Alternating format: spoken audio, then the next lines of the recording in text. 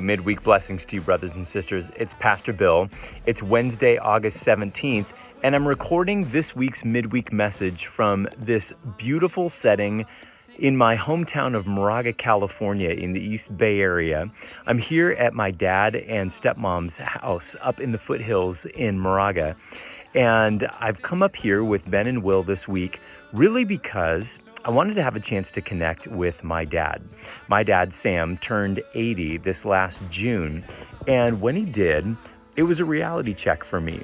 I don't ever know how long I have to live, or he has to live, or any of us has to live, but when my dad turned 80, I realized it's really time for me to start taking advantage of the time that we've got left.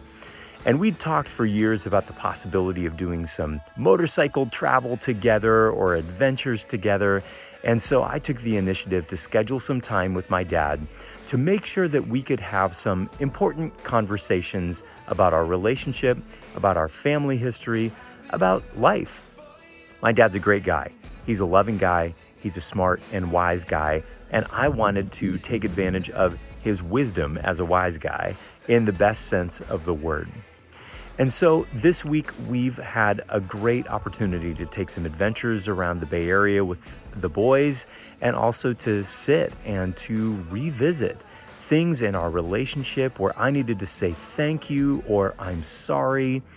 Times when I've wanted to go back and just get a better understanding from my dad's point of view about what happened in our family's history and why he made the decisions that he's made along the way, how he's become the man that I love and respect and know as my earthly father. It's interesting, in Ephesians chapter 5 in the New Testament, the Apostle Paul talks about redeeming the time. And that's, in a sense, what I've really wanted to do with my dad this week, was to redeem some of the time of our past history and our family, and to come to an even greater understanding and appreciation of one another and our shared history as God has blessed us to be family together. Here are the exact words that the Apostle Paul wrote in Ephesians chapter 5, verses 15 through 16. He writes, "Be careful then how you live, not as unwise people, but as wise, making the most of the time," or in the New King James Version, redeeming the time, because the days are evil. As part of my midweek message reflection this week, I want to ask you, are you making the most of the time to redeem the time, to redeem relationships that are important in your life? Are you having those important, maybe difficult to have conversations? Are you following up with people that you value in the days that you have together to make the most of your relationship, to clarify things that maybe need to be clarified, to reconcile what needs to be reconciled, to share and express the thoughts and feelings that are important to you in your relationship with those folks, knowing that not only the days are evil, but the days are limited. And so let's take advantage of the days that we've got and make sure that folks know how we feel, how we love them, how we value them, how we want to make sure that we reconcile our time with them. In this way, we follow in the footsteps of Jesus, who did everything that he could to restore and reconcile his relationship with us, our relationship with God, and his relationship with the creation and world that he so loves. Here's what the Apostle Paul wrote in Ephesians chapter 5 at verses 1 through 2.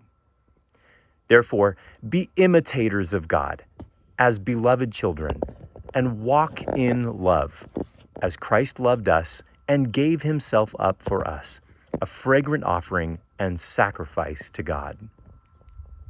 You know, it might feel like a sacrifice to take the time to pick up the phone, to write that letter, to schedule the time with that person that you want to have that reconciling or redeeming conversation with.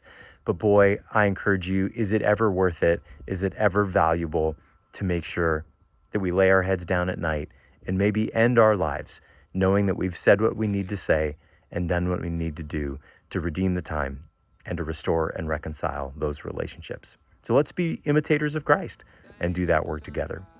Here's what's coming up in the life of the church.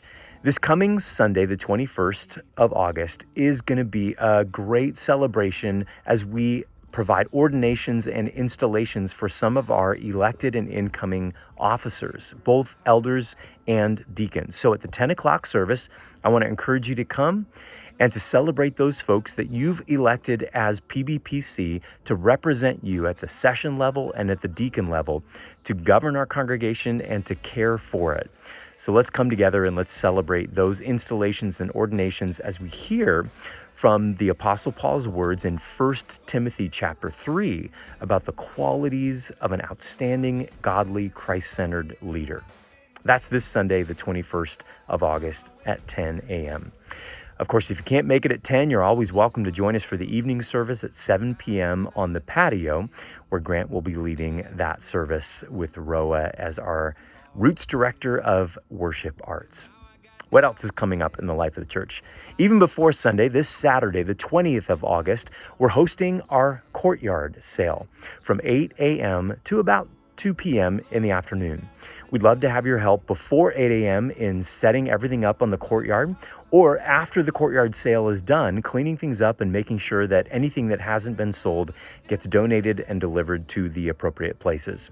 Again, a big thanks to Stacy Kay for coordinating all of the details of this courtyard sale to clear out some of our spaces, to make sure that we're the best stewards of our facility and church campus that we can be, and to help folks in the community use the resources that we've got that they might need or be able to use even better than we're able to at this time.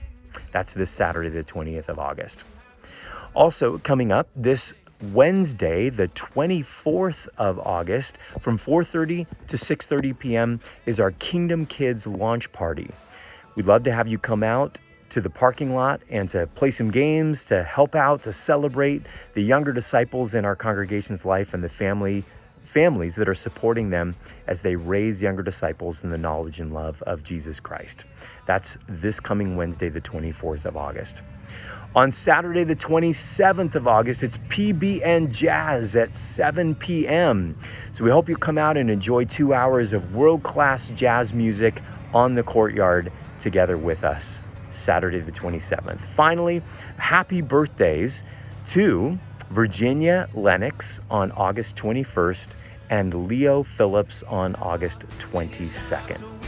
Brothers and sisters, those are our major pieces for this morning and this week's midweek message. It's always great to see you. Thanks for taking the time to check in on what's coming up in the life of PB Press. I hope to see you soon. Have a great week in the meantime. Bye.